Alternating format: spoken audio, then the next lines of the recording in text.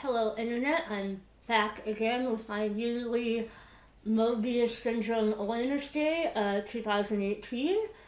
If you've never seen one of my videos or you've never heard of Moebius Syndrome, what it is it's the paralysis or absence of the sixth and seventh cranial nerves.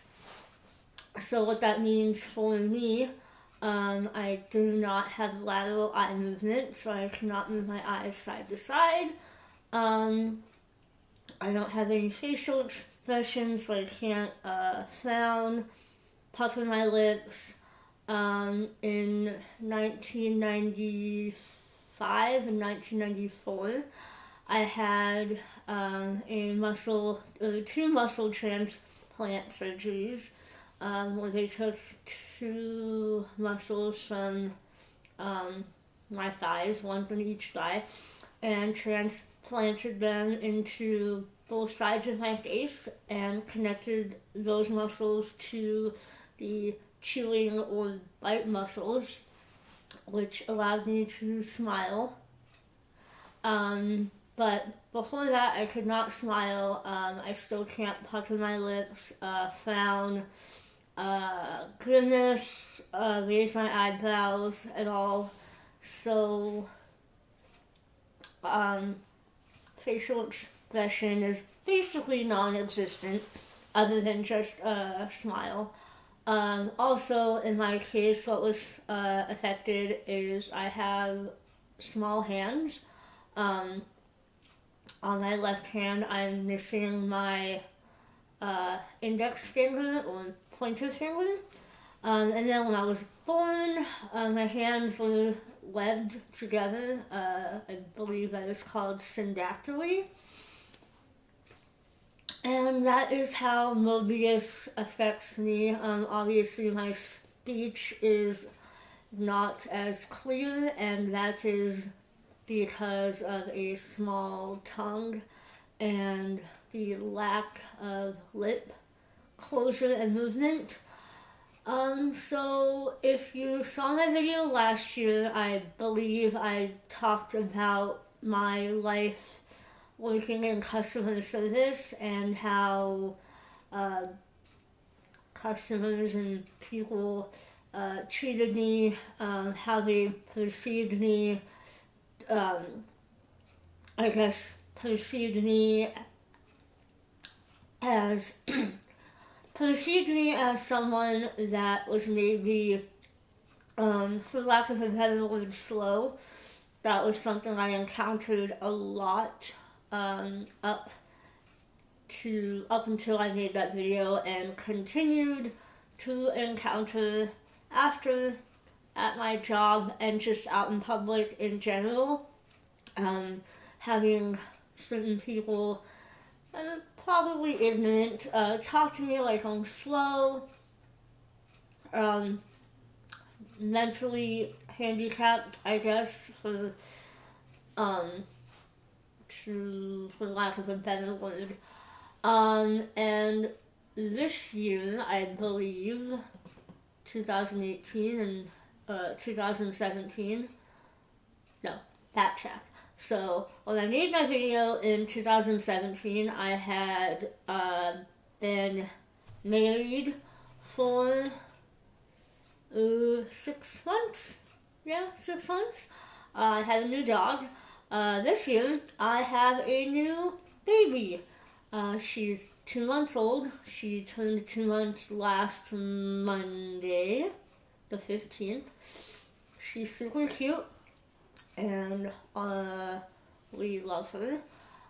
So this year I wanted to talk about what it was like being pregnant and having Moebius. So if that's not something that you're interested in, if pregnancy and that kind of talk, baby and birth stuff makes you uncomfortable, I would recommend not watching this video, because that's what I'm going to talk about. Found out in March of 2017 that I was pregnant. I had a pretty easy early pregnancy, wasn't sick at all, felt good, tired a lot, which is expected, but didn't have any morning sickness, felt great in that aspect. I think I went to my first, ultrasound appointment, late March, early April, and I believe one of the first questions my OBGYN asked me was, is Moebius... I think she even asked if it was hereditary, or she asked if I'd had it at birth. I feel like she asked if it was hereditary.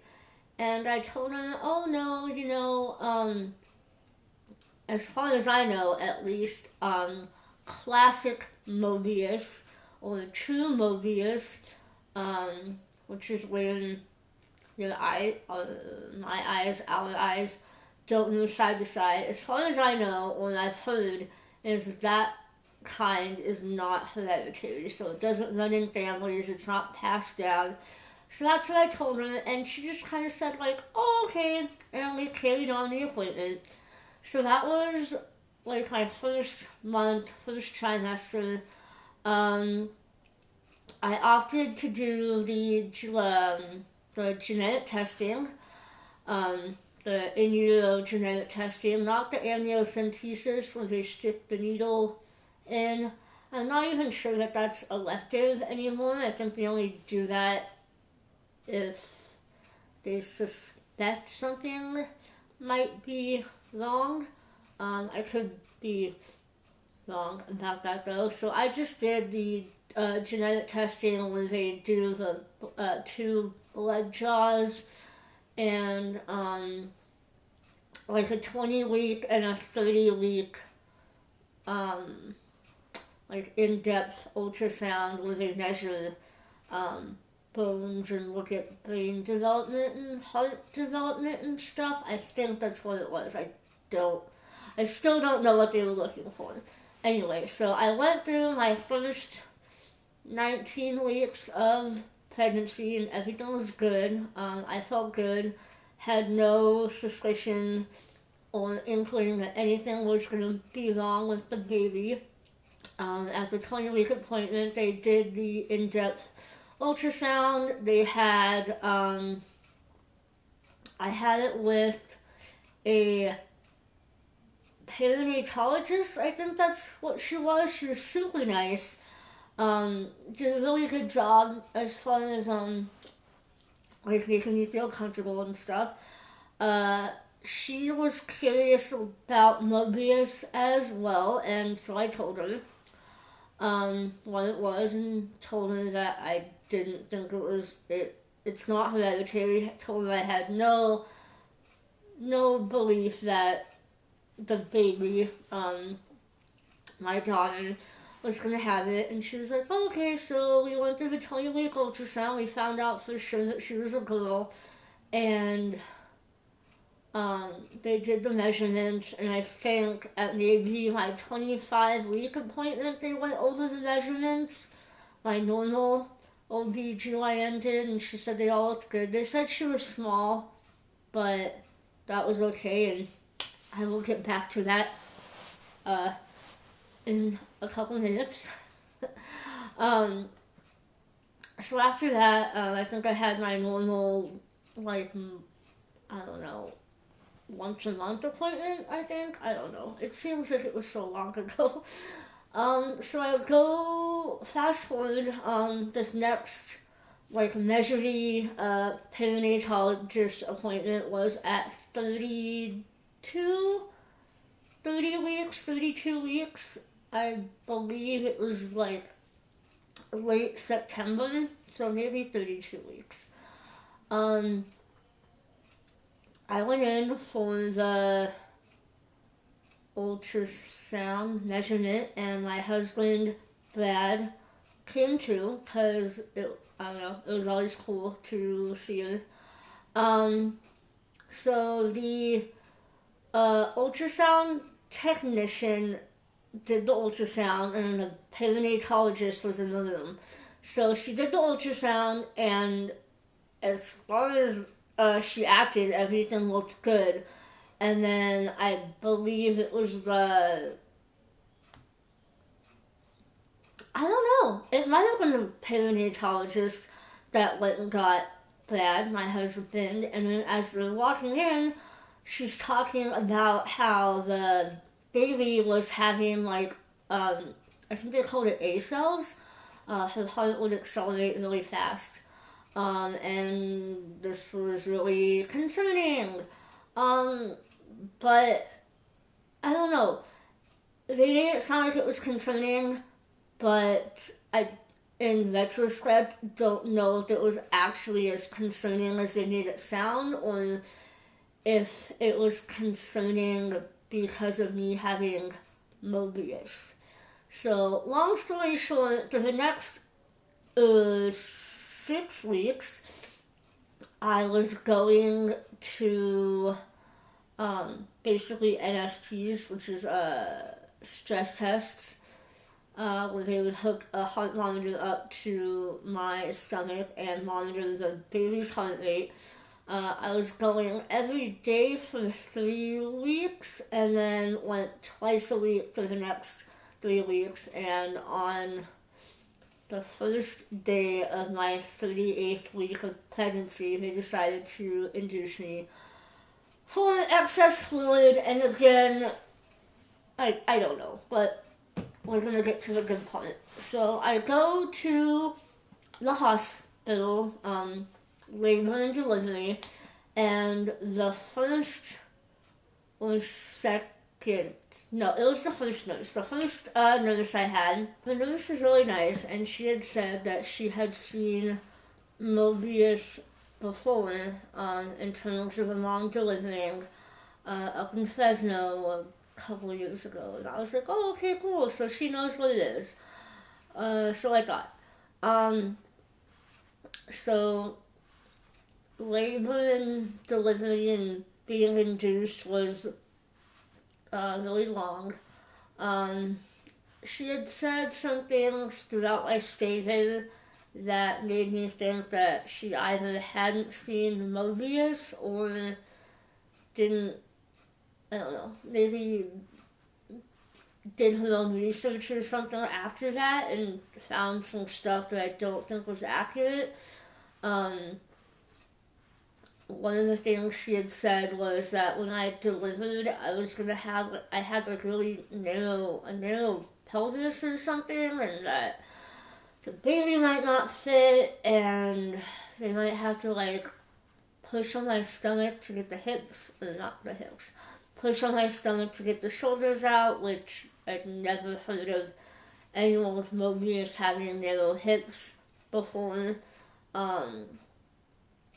She had also said that since I didn't have an amniocentesis, that the baby could have Moebius, and was like telling other nurses, oh, she didn't have an amnio, so she doesn't know. She could have like a clubbed foot and a cleft palate and limb anomalies and all these things that we knew she didn't have because we'd seen her in ultrasounds and in 3D ultrasounds. So the baby was born a day and a half later, almost 2 days later from when I was admitted. And she was fine. They had the whole NICU team in there while I delivered, which was really excessive. And when they took her, one of the guys in there was like, oh, why were we in here? And he said she's fine. So fast forward to now I'm mom with Moebius, and I'm responsible for this little life, but I'm also having to convince people that I'm competent, I guess. I've gone to 3 doctor's appointments with her now, and the first 2 I went to, my mom came with me, so it was me, my mom, and Johanna, the baby. And when we met with the pediatrician, she was talking to my mom about the baby instead of me, um, which is kind of weird, but I'm also used to that because even as an adult, we'll go out to eat sometimes and it'll be my turn to order. And the waiter will look at my mom and like whoever I'm with, like I can't order for myself or talk for myself, and this is just a different capacity of that. We had a doctor appointment today, and it was me and my husband that went instead of my mom, and I feel like the visits weren't as long as they had been or as thorough. I felt like the first two she asked my mom a lot of questions, but this time she asked me, I don't know, I think she asked like, oh, how is she eating? And I told her that we had some concerns about her, and she was like, oh, okay, but I don't know, I just feel like the first two visits when it was with my mom, and she was asking my mom about her, like, they were more thorough, and that could also be maybe I didn't ask enough questions or give enough information or didn't speak up the first two appointments. I don't know. I'm not crying. My eyes are wandering. Anyway.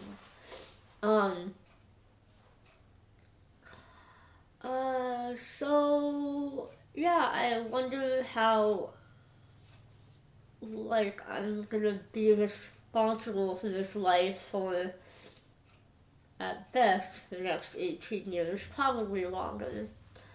Um, and I'm gonna have to go to school functions and like sporting events where I have to ultimately advocate for my child, but it's hard to advocate. It's gonna be hard to advocate for someone else when you're also having to prove that, hey, I look different and I sound different, but I'm not any less capable of raising a child than anyone else. And I feel like the focus is going to be on me instead of her or them if there's more than one kid. Which, again, I feel like I've spent my life trying to prove to people that don't know what Moebius is, that I am just as capable and competent of doing anything, if not more so. So I'm interested to see how the first year of life goes and how my life as not just an adult with Moebius, but now being a mom that has Moebius, how that plays out. So thanks for watching. Hopefully you learned something. Hopefully in the future Moebius will be as common and recognizable as Down syndrome. And if you meet someone with Moebius, you can go, hey, I know what they have. Even though it doesn't matter. Anyway, happy Moebius Syndrome Awareness Day. Thanks for watching, and I'll see you guys next year. Bye!